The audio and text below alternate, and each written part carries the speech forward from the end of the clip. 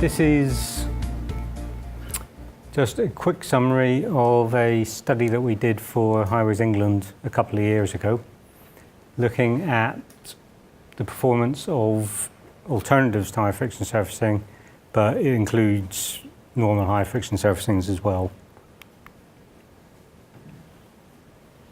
ESD 36, as amended by Interim Advice Note 156, essentially where you've got sites that are higher risk with higher traffic levels and higher levels of stress, basically the standard will start to point you in the direction of high friction surfacings. And the reason for that is because obviously in these locations you want to try and maintain high levels of skid resistance. We've heard from BBA that the expected service life from the work they've done is somewhere around about the 8 to 12 years time, but we're obviously well aware that there was anecdotal reports of much poorer service lives. That sort of conception of shorter service lives has led to interest in using alternative materials. That's mainly aggregates with high PSV and also using calcined bauxite in different ways to the traditional high friction surfacing. At the same time, there's some work we did for Highways England that also showed that small sized aggregates in thin surfacings, actually for the same PSV, so the same aggregate source, you were getting better skid resistance for that aggregate in a thin surfacing than you were in a traditional hot rolled asphalt. So I think all of that came together for industry to then start looking at alternatives to clause 924 high friction surfacings. So Highways England basically commissioned us to have a look at how these alternatives were performing.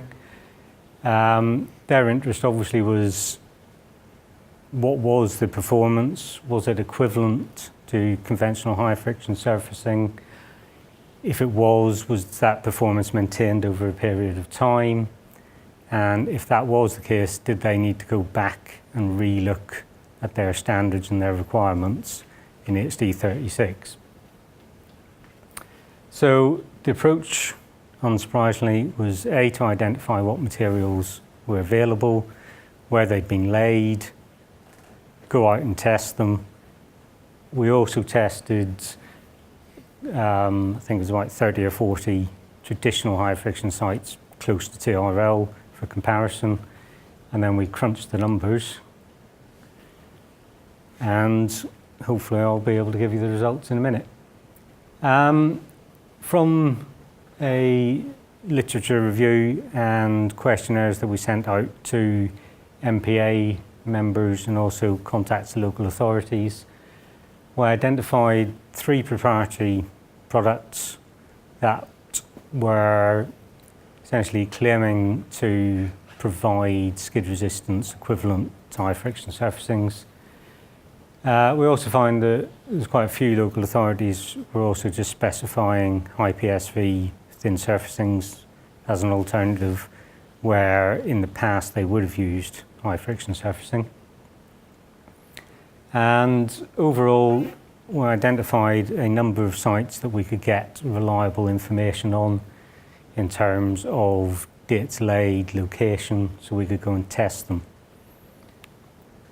In terms of testing, we tested with SCRIM.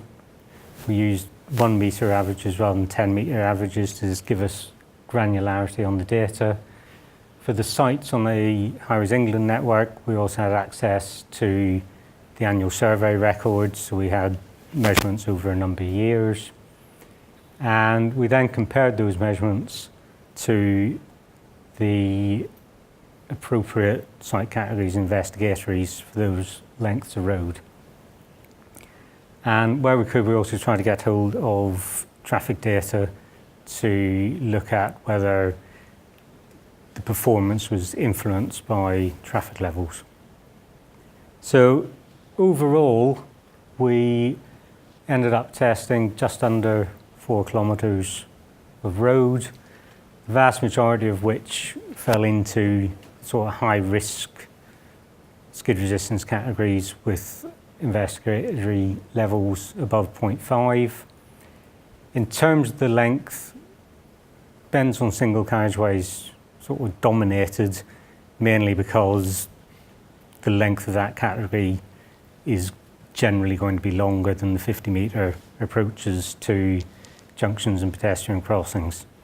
There's also a few sites where the material had been laid on roundabouts, but it's worth noting that certainly in HD 36 or in Interim Advice Note 156 is that Highways England now sort of are directing people away from laying high friction surfacing on roundabouts, mainly because it doesn't last really. Well, there's two things. One, it doesn't last particularly well, and also in places where it has been laid, there have been reports of HGVs overturning because they can go around the roundabout faster and they end up just tipping over.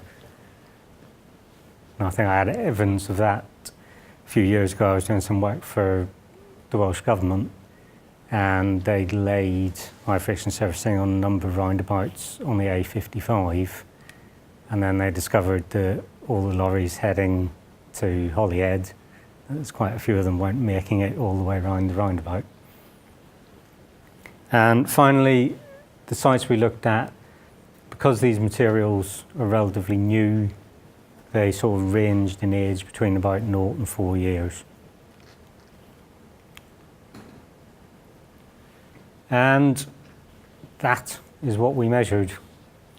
So 0.5 represents sort of typical investigatory level for a high-risk site.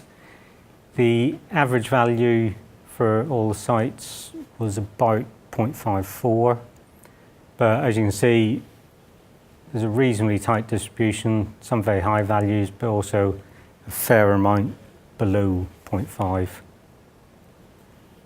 And in particular, that seemed to be the case more on the approaches to junctions and crossings than it was on the roundabout sites. And I think that is probably due to the higher stress levels and the amount of polishing. We also broke it down by material type. I said earlier we identified 3 proprietary materials.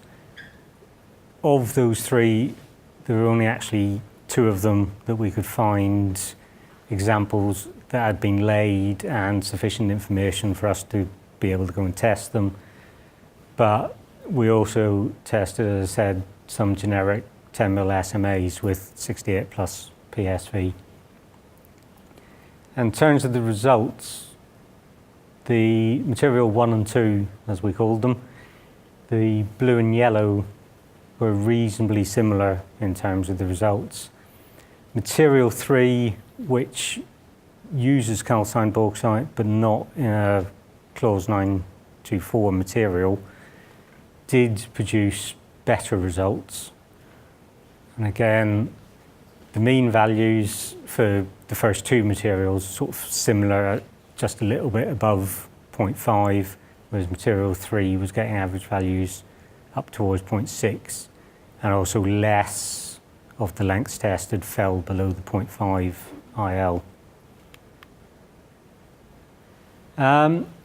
We did look at the influence of age and traffic on the sites, but as I said, because most of the sites we were testing were relatively new, we couldn't find any sort of clear relationship either with traffic or age. So I think that might be one to go back to in a couple of years' time when they've been down a bit longer. Also, there was a few of the sites that had been laid on Highways England's network. These sites were all used the same material and were laid mostly in 2012, the first of those sites was resurfaced between the 2012 and 2013 SCRIM surveys, which is where you get the sort of initial large increase. But what we did find was that the skid resistance appeared on most of the sites to drop off a reasonable amount over the sort of 3 or 4 years after it was laid. As I said, we also tested a number of conventional high friction surfacing sites. We got a distribution of results like that. The average value was just under 0.6, I think it was about 0.58 on average. And if you compare it to the alternatives and you actually do all the statistics on it, is that those two distributions are statistically significantly different. So the conventional high friction surfacing distribution is statistically higher than for the alternatives. Back to the conventional high friction surfacing, as you can see, there were a number of lengths that fell below the 0.5 investigatory level, and we sort of wanted to get a better feel of why that was. So we went out and, using the same 7-point scale that had been used on the BBA work, which is based on some work done by a colleague of mine a decade or so ago. Basically, we went out and did visual surveys of the sites to see whether the performance was linked to visual condition. So it's a 7-point scale. We've got A, B, C, D. 1, 2, 3, 4 is satisfactory. The other 3 unsatisfactory. And if you apply those criteria, is that what we found was actually the vast majority of the sites that were dropping below an IL of 0.5, visually you would class as unsatisfactory. And that goes back to a visual appearance.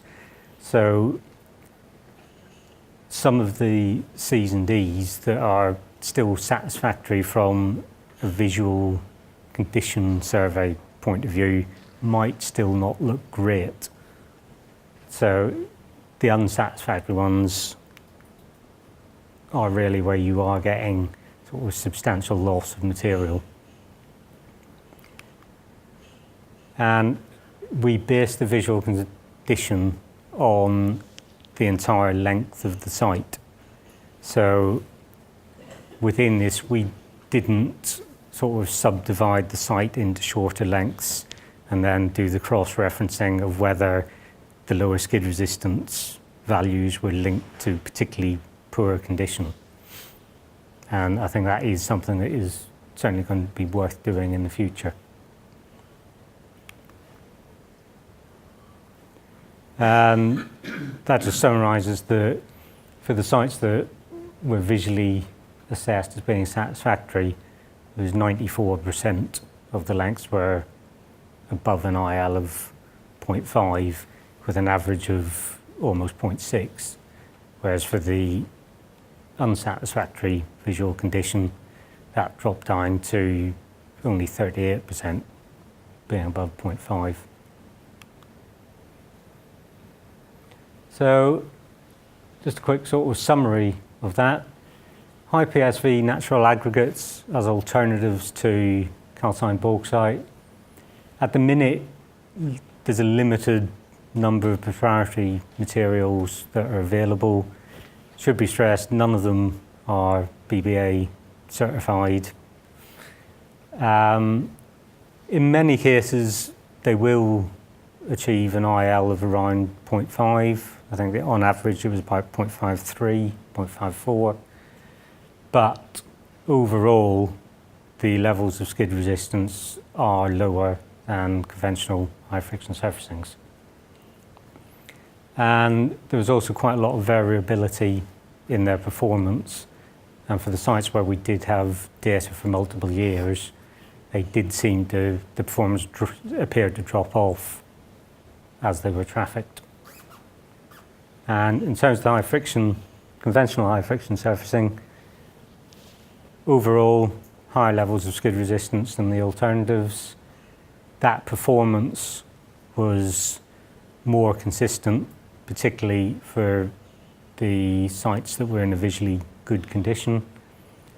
Low values tended to be associated with poor condition materials, and overall is that the visual condition, I think, is a reasonable guide to performance, but I think there's more work needs to be done at a sort of more granular level to make any sort of definitive statements about what condition constitutes a certain level of skid resistance. And basically our message back to Highways England at the time was that there certainly wasn't the evidence to start amending any of their standards. So that for now the high risk, high stress sites, higher traffic sites, really conventional calcined bauxite, high friction surfacing is probably the best way of guaranteeing that you'll get the skid resistance that you want. So thank you very much.